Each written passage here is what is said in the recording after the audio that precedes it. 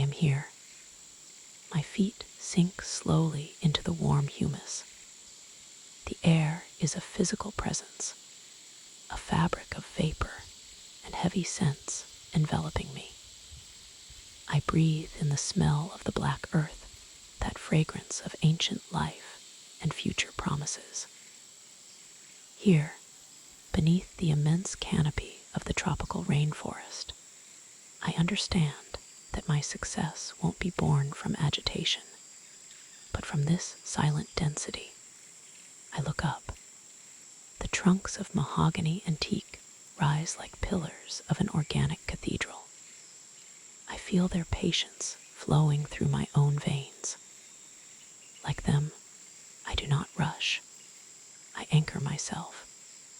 I let my mental roots extend deep into the soil, seeking the stability necessary for any great endeavor. Every raindrop that slides over my skin, after bouncing from leaf to leaf, is a lesson in perseverance. The silence is not an absence of noise. It is a symphony of details. I listen to the rustle of a giant fern, the snap of a branch under the weight of an invisible bird, the dull throb of sap rising.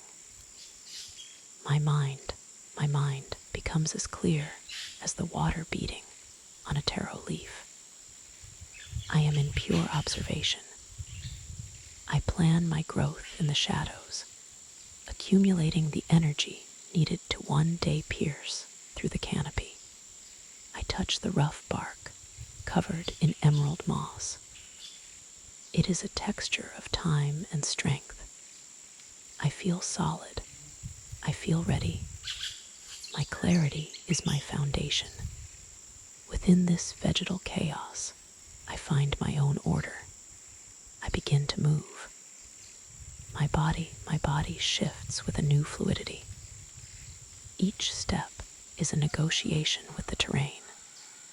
I navigate around a gnarled root, slip under a hanging vine, and feel the suppleness of my muscles align with the rhythm of the forest. The humidity no longer weighs on me, it carries me. I have been walking for what feels like an eternity, yet time has dissolved. The dark green begins to take on brighter reflections. I feel a change in the air pressure. The murmur of the leaves changes frequency.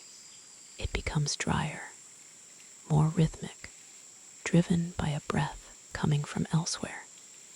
I see the light transforming. The sun's rays are no longer timid golden threads piercing the forest dome. They become sharp blades opening up the space. The vegetation thins out. The massive trees give way to groves of palms that bend under a new breeze. My feet leave the soft earth and meet the sand. At first mixed with debris of bark and seeds, it becomes pure, grainy, warm. I feel the transition in every fiber of my being. I am leaving the introspection of the jungle for the total exposure of the shore. My body is awake, alert, vibrating with the energy I drew from the earth, and that I am about to offer to the horizon. And suddenly, I crest the final line of dunes. The vastness hits me in the face. The blue explodes, infinite, wild, indomitable. The contrast is an electric shock. After the density of the forest, here is the absolute freedom of the ocean. I stand at the threshold of two worlds. I look out at the open sea. I see the swell, that shockwave, that pure energy that has traveled thousands of miles without ever faltering. This is where my action takes on its full meaning. The wave does not doubt. It does not look back. It rises, concentrating all the strength of the abyss into a crest of transparent glass before tumbling into a thunder of foam. The salt air fills my lungs. I walk toward the water, where the sand becomes a perfect mirror under the retreating tide. Each breaking wave is a declaration of power. I now understand the secret of harmony. It is the meeting between the patience of the root and the violence of the wave. I am the point of balance. I carry within me the quiet strength of the tropical forest and the kinetic energy of the Atlantic.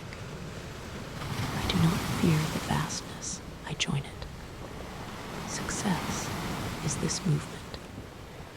It is having the clarity of the tree, the strength of the body in motion, and the audacity of the wave that crashes upon the world to transform it. The sun begins to set, turning the foam into diamond dust. I remain there, facing the infinite, ready for my next tide. The action is launched. Nothing can stop it now.